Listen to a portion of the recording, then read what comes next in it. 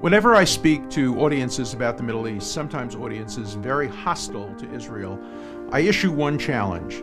Name a single country in the history of the world faced with threats comparable to those threats faced by Israel that has ever had a better record of human rights, a better record of concern for civilians, a better record of sensitivity toward legal issues and the rule of law.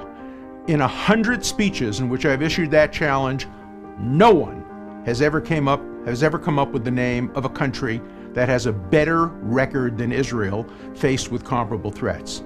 Now, if that's true, how come there have been more resolutions condemning Israel at the United Nations, at the Human Rights Councils, at various human rights organizations? Why have there been more resolutions directed against the best country than the worst countries?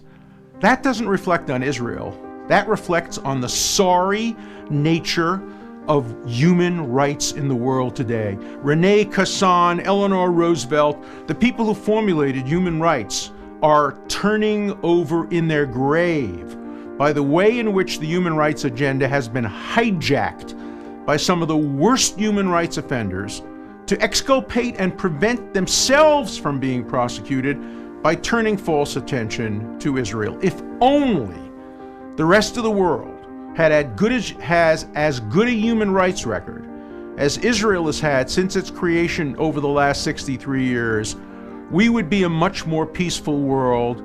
We would have less need for aggressive human rights organizations. In 1940s, we said never again.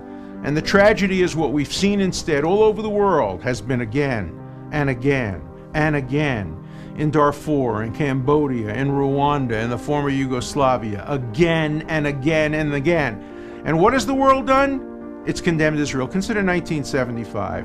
Cambodia was murdering between 2 and 3 million innocent people. What was the UN debating? Zionism is a form of racism. There wasn't a single resolution in the UN regarding Cambodia during the genocides. The same thing was true in the 1990s. The same thing was true in the first decade of the 21st century. So when we celebrate human rights, we have to look at all the human wrongs in the world, because human rights should be a reaction to human wrongs. And what we've seen instead is that the human rights agenda has been hijacked by those who perpetuate human wrongs.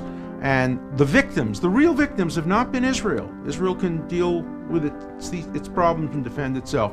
The real victims have been the 6 million people who have been killed since we said never again in preventable genocides, because human rights, which should be directed against those kinds of genocides, instead is always focused on the one nation that has the best human rights record in the world when faced with comparable threats. Israelis ought to be proud of their record. They ought to improve it. Nobody's perfect. Nobody has a perfect human rights record. But all human rights have to be viewed comparatively.